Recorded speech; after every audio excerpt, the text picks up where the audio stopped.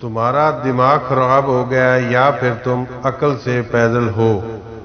ہاشم مبین نے اسے جھڑکتے ہوئے کہا۔ بابا کچھ نہیں ہوگا، لوگ 2-4 دن باتیں کریں گے پھر سب کچھ بھول جائیں گے۔ آپ اس بارے میں خواہ مخواہ پریشان ہو رہے ہیں۔ امامہ نے قدرے بے فکری اور لاپرواہی سے کہا۔ تم اس وقت بہت فضول باتیں کر رہی ہو، فی الحال تم یہاں سے جاؤ، ہاشم مبین نے ناگواری سے کہا۔ امامہ بادل نخواستہ وہاں سے چلی آئی، مگر اس رات وہ خاصی پریشان رہی۔ اگلے دن وہ واپس لاہور چلی آئی۔ ہاشم مبین نے اس سے اس سلسلے میں دوبارہ بات نہیں کی۔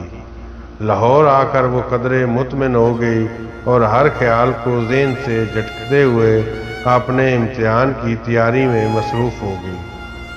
ہاشم مبین نے اس واقعہ کو ذہن سے نہیں نکالا تھا۔ وہ ایک انتہائی محتاط طبیعت کے انسان تھے۔ وہ امامہ کے بارے میں پہلی بار اس وقت تشویش میں مبتلا ہوئے تھے جب اسکول میں تحریم کے ساتھ جھگڑے والا واقعہ پیش آیا۔ اگرچہ وہ کوئی ایسا غیر معمولی واقعہ نہیں تھا، مگر اس واقعے کے بعد انہوں نے احتیاطی تدبیر کے طور پر امامہ کی نسبت اسجد کے ساتھ طے کر دی تھی۔ ان کا خیال تھا کہ اس طرح اس کے ذہن ایک نئے رشتے کی جانب مبذول ہو جائے گا۔ اگر اس کے ذہن میں کوئی شبہ یا سوال پیدا ہوا بھی تو اس نئے تعلق کے بعد وہ اس بارے میں زیادہ تردد نہیں کرے گی۔ ان کا یہ خیال اور اندازہ صحیح ثابت ہوا۔ امامہ کا ذہن واقعی تحریم کی طرف سے ہٹ گیا۔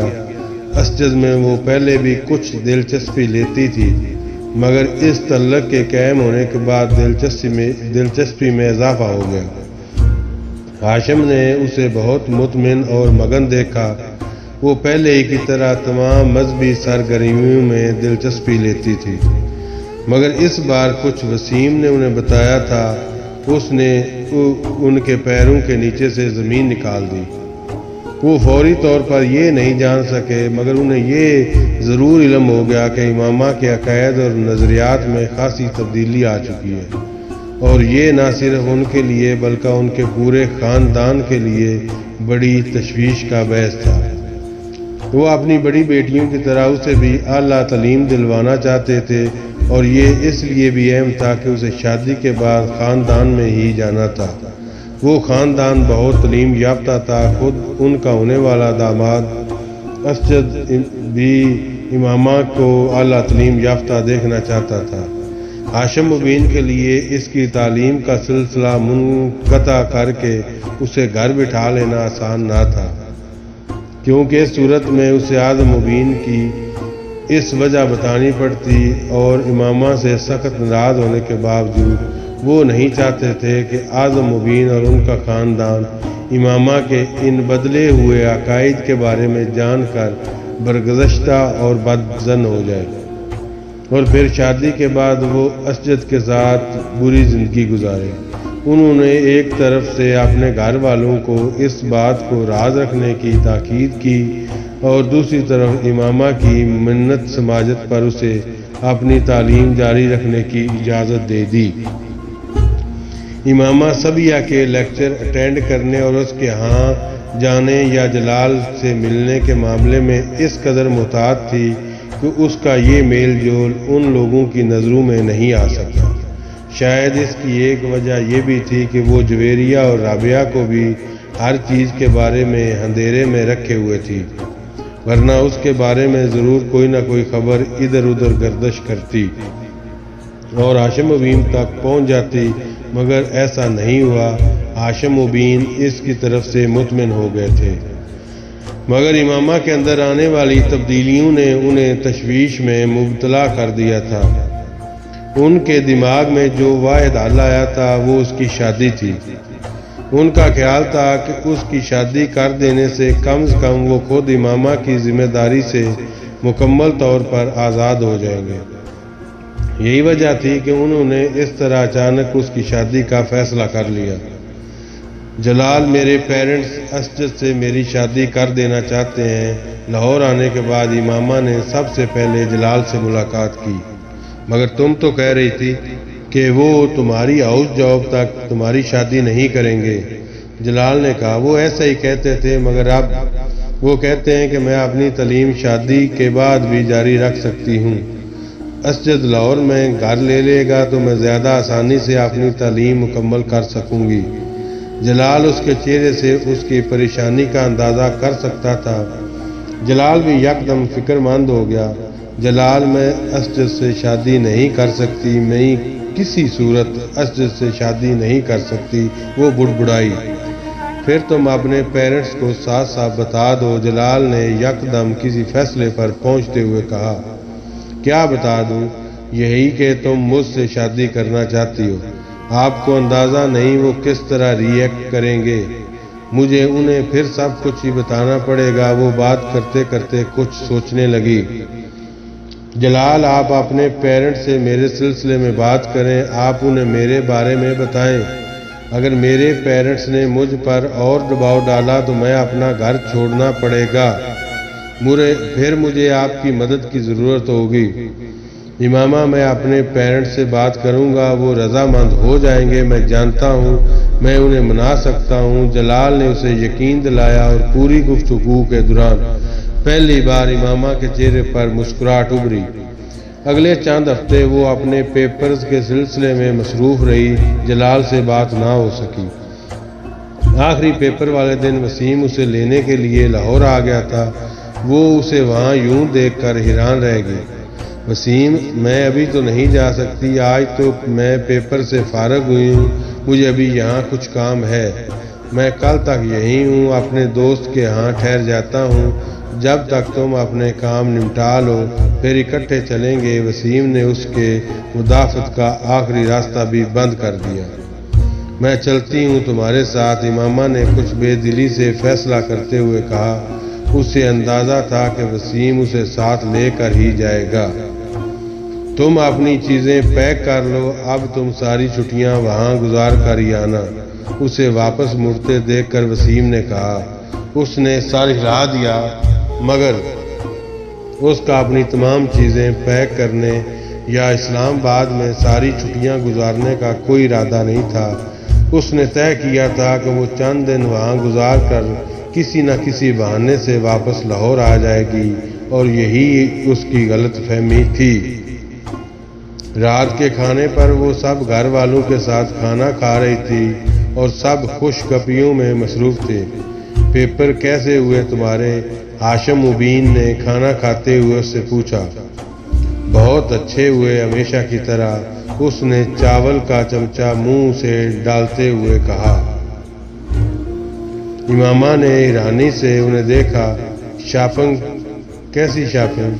فرنیچر کی اور جیولر کے پاس پہلے چلے جانا تم لوگ، باقی چیزیں تو آہستہ آہستہ ہوتی رہیں گی۔ ہاشم مبین نے اس کے سوال کا جواب دینے کے بجائے اس بار اپنی بیوی سے کہا۔ بابا، مگر کس لیے؟ امامہ نے ایک بار پھر پوچھا۔ تمہاری امی نے بتایا نہیں تمہیں کہ ہم نے تمہاری شادی کی تاریخ طے کر دی ہے؟ امامہ کے ہاتھ سے چمچ چھوٹ کر پلیٹ میں جا گرا۔ ایک لمحہ میں اس کا رنگ فک ہو گیا۔ میری شادی کی تاریخ؟ اس نے بے یقینی سے باری باری سلمہ اور ہاشم کو دیکھا، جو اس کے تاثرات پر حیران نظر آ رہے تھے۔ ہاں، تمہاری شادی کی تاریخ، ہاشم مبین نے کہا۔ یہ آپ کیسے کر سکتے ہیں مجھ سے پوچھے بغیر، مجھے بتائے بغیر؟ وہ انک چہرے کے ساتھ انہیں دیکھ رہی تھی۔ تم سے پچھلی دفعہ بات ہوئی تھی اس سلسلے میں؟ ہاشم مبین یکدم سنجیدہ ہو گئے۔ اور میں نے انکار کر دیا تھا۔ ہاشم مبین نے اسے بات مکمل نہیں کرنے دی۔ میں نے تمہیں بتا دیا تھا کہ مجھے تمہارے انکار کی کوئی پرواہ نہیں۔ میں اسجد کے گھر والوں سے بات کر چکا ہوں، ہاشم مبین نے تیز آواز میں کہا۔ ڈائننگ ٹیبل پر یکدم گہری خاموشی چھا گئی تھی، کوئی بھی کھانا نہیں کھا رہا تھا۔ امامہ یکدم اپنی کرسی سے کھڑی ہو گئی۔ آئی ایم سوری بابا، مگر میں اسجد سے ابھی شادی نہیں کر سکتی۔ آپ نے یہ شادی طے کی ہے، آپ ان سے بات کر کے اسے ملتوی کر دیں، ورنہ میں خود ان سے بات کر لوں گی۔ ہاشم مبین کا چہرہ سرخ ہو گیا۔ تم اسجد سے شادی کرو گی اور اسی تاریخ کو جو میں نے طے کی ہے؟ تم نے سنا؟ وہ بے اختیار چلائے۔ امامہ نے بھرائی ہوئی آواز میں کہا، it is a not fair. تم اب مجھے یہ بتاؤ گی کیا فیئر ہے اور کیا نہیں؟ تم بتاؤ گی مجھے؟ ہاشم مبین کو اس کی بات پر اور غصہ آیا۔ بابا، جب میں نے آپ سے کہا مجھے ابھی شادی نہیں کرنی تو آپ زبردستی کیوں کر رہے ہیں میرے ساتھ؟ امامہ بے اختیار رونے لگی۔ کر رہا ہوں زبردستی، پھر میں حق رکھتا ہوں، وہ چلائے۔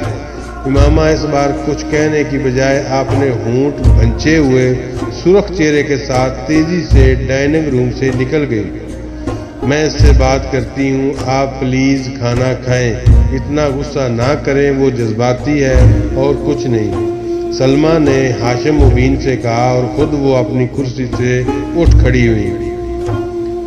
ان کے کمرے سے نکلتے ہی وسیم کو دیکھ کر امامہ بے اختیار اٹھ کھڑی ہوئی۔ تم دفع ہو جاؤ، یہاں سے نکل جاؤ۔ اس نے تیزی سے وسیم کے پاس جا کر اسے دھکا دینے کی کوشش کی، وہ پیچھے ہٹ گیا۔ کیوں؟ میں نے کیا کیا؟ جھوٹ بول کر اور دھوکہ دے کر مجھے یہاں لے آئے ہو؟ مجھے اگر لاہور میں پتہ چل جاتا تو میں اس لیے مجھے اسلام آباد لا رہے تو میں کبھی یہاں نہ آتی۔ وہ داڑھی، میں نے وہی کیا جو مجھ سے بابا نے کہا۔ بابا نے کہا تھا تمہیں نہ بتاؤں۔ وسیم نے وضاحت پیش کرنے کی کوشش کی۔ پھر تم یہاں میرے پاس کیوں آئے ہو؟ بابا کے پاس جاؤ، ان کے پاس بیٹھو، بس یہاں سے دفع ہو جاؤ۔ وسیم ہونٹ بھنچے اسے دیکھتا رہا، پھر کچھ کہے بنا کمرے سے نکل گیا۔ امامہ اپنے کمرے میں جا کر بیڈ پر بیٹھ گئی۔ اس وقت اس کے پیروں کے نیچے سے صحیح معنوں میں زمین نکل چکی تھی۔ یہ اس کے وہم و گمان میں نہیں تھا کہ اس کے گھر والے اس کے ساتھ اس طرح کر سکتے ہیں۔ وہ اتنے قدامت پرست یا کٹر نہیں تھے جتنے وہ اس وقت ہو گئے تھے۔ اسے ابھی بھی یقین نہیں آ رہا تھا کہ یہ سب اس کے ساتھ ہو رہا ہے۔ اس کا دل ڈوبنے لگا۔ مجھے اس صورتحال کا سامنا کرنا ہے، مجھے ہمت نہیں ہارنی، مجھے کسی نہ کسی طرح فوری طور جلال سے کنٹیکٹ کرنا ہے۔ وہ یقیناً اب تک اپنے پیرنٹس سے بات کر چکا ہوگا، اس سے بات کر کے کوئی نہ کوئی راستہ نکل آئے گا۔ وہ بے چینی سے کمرے میں ٹہلتے ہوئے سوچتی رہی۔ اس کے کمرے میں دوبارہ کوئی نہیں آیا۔ رات 12 بجے کے بعد وہ اپنے کمرے سے نکلی۔ وہ جانتی تھی اس وقت سب سونے کے لیے جا چکے ہوں گے۔ اس نے جلال کے گھر کا نمبر ڈائل کرنا شروع کر دیا۔ فون کسی نے نہیں اٹھایا۔ اس نے یکے بعد دیگرے کئی بار نمبر ملایا۔ آدھا گھنٹہ تک اسی طرح کالز کرتے رہنے کے بعد اس نے مایوسی کے ساتھ فون رکھ دیا۔ وہ جویریہ یا رابعہ کو فون نہیں کر سکتی تھی، وہ دونوں اس وقت ہاسٹل میں تھی۔ کچھ دیر سوچنے کے بعد اس نے صبیہ کا نمبر ڈائل کرنا شروع کر دیا۔ اس کے والد نے فون اٹھایا۔ بیٹا، صبیہ تو پشاور گئی ہے اپنی امی کے ساتھ، صبیہ کے والد نے امامہ کو بتایا۔ پشاور؟ امامہ کے دل کی دھڑکن رک گئی۔ اس کے کزن کی شادی ہے، وہ لوگ ذرا پہلے چلے گئے۔ میں بھی کل چلا جاؤں گا، اس کے والد نے بتایا۔ کوئی پیغام ہو تو مجھے دے دیں، میں صبیہ کو پہنچا دوں گا۔ نہیں شکریہ انکل، وہ ان کے ساتھ اس سارے معاملے میں بارے میں کیا بات کر سکتی تھی۔ اس نے فون رکھ دیا۔ اس کے ڈپریشن میں اضافہ ہونے لگا تھا۔ اگر میرا جلال سے کنٹیکٹ نہ ہوا تو اس کا دل ایک بار پھر ڈوبنے لگا۔ ایک بار پھر اس نے جلال کا نمبر ڈائل شروع کر دیا، تب بھی کسی نے اس کے ہاتھ سے ریسیور لے لیا۔ وہ سن ہو گئی۔ ہاشم مبین اس کے پیچھے کھڑے تھے۔ کس کو فون کر رہی ہو؟ ان کے لہجے میں بے حد ٹھہراؤ تھا۔ دوست کو کر رہی تھی، امامہ نے ان کی طرف دیکھے بغیر کہا۔ وہ ان سے نظریں ملا کر جھوٹ نہیں بول سکتی تھی۔ میں ملا دیتا ہوں، انہوں نے سرد آواز میں کہتے ہوئے ری ڈائل کا بٹن دبا دیا اور ریسیور کان سے لگا لیا۔ امامہ نے زرد چہرے کے ساتھ انہیں دیکھنے لگی۔ وہ کچھ دیر تک اسی طرح ریسیور کان سے لگائے کھڑے رہے، پھر انہوں نے ریسیور کریڈل پر رکھ دیا۔ یقیناً دوسری طرف سے کال ریسیو نہیں کی گئی۔ کون سی دوست ہے یہ تمہاری جس کو تم اس وقت فون کر رہی ہو؟ انہوں نے درست لہجے میں امامہ سے کہا۔ زینب۔ فون کی اسکرین پر زینب کا نمبر تھا۔